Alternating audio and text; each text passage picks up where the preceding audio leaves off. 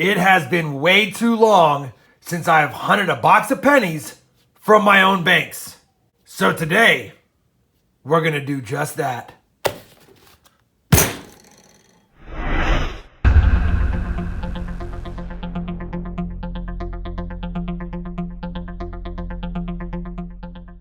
Hey everybody, it's Rob with RobFindsTreasure, and that's right, we're actually gonna do a penny hunt from one of my own banks today. It's been a while. I've been getting a lot of trade requests for mats for penny boxes, and I've been hunting out-of-state penny boxes. And although they have been fun, I do miss some homegrown Lincoln cents to hunt on my own. Now, this is a bank sealed box because it has the holes in the bottom, and I could tell by the holes in the bottom we have circulated cents in here. Looks like we might have some coppers. I didn't see any wheat cent backs by the holes, but it is hard to see through them. Either way, I'm excited to get this hunt on and get this box open. So without further ado, let's kick it off with a good old-fashioned box opening and see if we have any magical enders on the top. Well, good old-fashioned box opening in my book means I can't open the boxes half the time. But you know what I'm trying to do here. We're trying to open this box up to see if we have anything to get excited about. All right, looks like there is quite a bit of copper in this box. Holy cow. I don't see any wheat cent enders. This one's a little promising, but it's a 60-something. And I see a lot of 70s and 80s as well. All right, you guys know the drill. We're going to get hunting on this box, and we're going to use my coin roll hunting mat, my scope, checking for varieties. Let's get it going. Roll one box hunt. Let's see what goodies are in these rolls. I just want to take this opportunity to let everyone know that if you are not a subscriber of my channel, like the 51.5% that watch the videos aren't, I sure would appreciate if you would consider subscribing because it helps the channel out tremendously. Roll number 8 of the box, and we have our first wheat cent found. And this one looks like it may have been cleaned. And it's a 1945 with a mint mark, but my eyes are deceiving me. I thought it was an S, and it is an S. 1945 S, and that S is a broken S. Kind of an odd one. Nothing major, but definitely something different. We'll take it. And the irony is I actually have two finds of the hunt, a 45S and a 69S non-DDO, of course. But 2 S mints, 8 rolls in. Let's go. Roll number 11 is going to have wheat cent number 2, and even though it's a common 1944, I'm kind of digging the coloring on this one. 1944 Philadelphia, 44 and 45S so far in the box. Roll 14, and we're going to have our first foreign, and it's going to be a Canadian. It's copper, but it's 1979 Queen Elizabeth on the obverse. Roll 15, Canadian number 2. This one's going to be a 2000, more modern one. Roll number 17, and we're going to have our third wheat cent of the box already. It's just another 1944, but we'll take it. That's 3 in the 40s, 1 with an S mint mark. Roll number 18, and I'm towards the end of the roll, flatten it down, and I could see the back of a wheat cent, so I figured I'd bring you in. And definitely a wheat cent.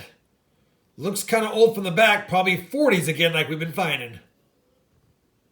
And it is 45D. So we've got a 45S and D, 45P, and we'll complete that year. Let's get back to the hunt, see if we can find number 5. 23 rolls later.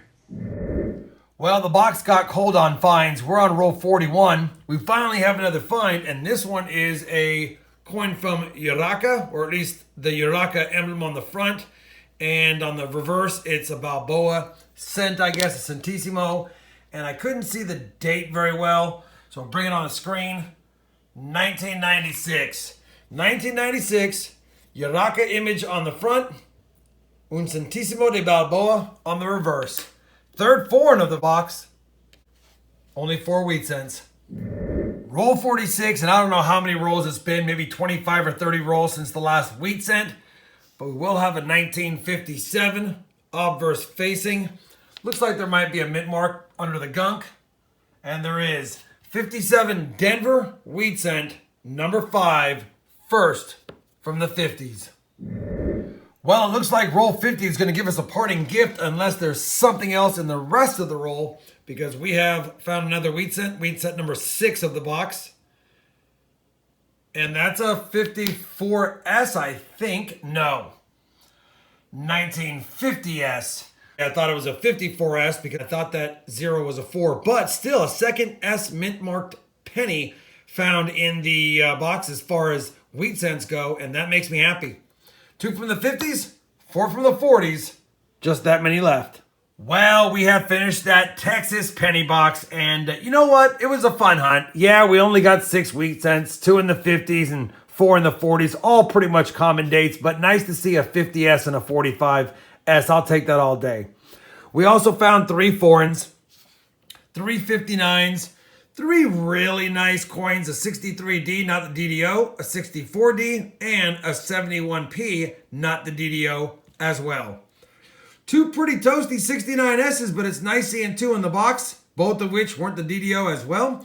And for my boxes, it's been a while, but that seems to be a pretty good amount of copper that we found in that box, as we stated when we first opened up and noticed that there was a lot of copper enders. Again, not the best hunt in the world, but always fun hunting a box of pennies, and you can never go wrong because even 6 wheat cents is still more for the colección. Hopefully you enjoyed this 1-box penny hunt. If you did, I would definitely appreciate a thumbs up. And as always, everyone, happy hunting, and thanks for watching.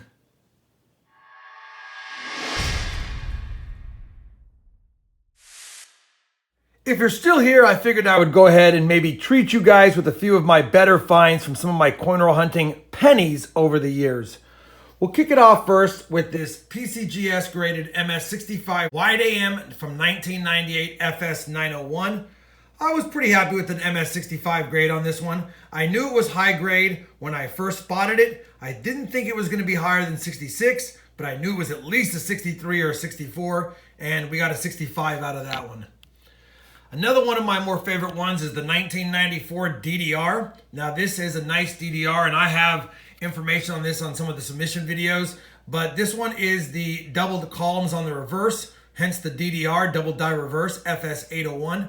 Happy with the MS64 red. Thought it might eke out a 65 or a 66. Of course, I have submitted one for T-Wolf Coin Hunter that did receive an MS67 top pop, and I knew it wasn't as nice as that, but I was happy to have my own now for my collection. Another mint air that I had found was a 1994 PCGS MS62. This is a 1994 Lincoln cent that was accidentally struck on an unplated zinc planchet. So a pretty cool find for sure. Up here, we've got a PCGS graded MS66 red top pop. This is a large date RPM FS 502. I could zoom in on this, but I have, again, in the submission video for this one, a close-up of the image and a hunt that does show when I found that one. Another variety that I found was an over mint mark. This is actually a Denver mint mark struck over a San Francisco mint mark. Pretty cool find. It's actually a rare find, but we only got an XF40 brown on it. Either way, I found it during one of my hunts, and I will take it. I was happy with the XF40 designation. It is brown, slightly worn, but had decent detail, and it's over $100 even in this condition. Figured I'd submit that one. And then my best find was from a roll purchase I got on eBay, believe it or not. Those things don't normally pan out, but this was a 1931S. I submitted it, got a PCGS MS63 red brown on it. Can't get mad at that. Very happy to have scored that, and for a low mintage coin, that's a fine grade. Anyway, sorry that the hunt for the penny box wasn't as great as I had hoped for. Figured I would add in some good finds from other hunts just to make it a little more fun and to end the video correctly. Once again, thanks for watching, and as always, happy hunting.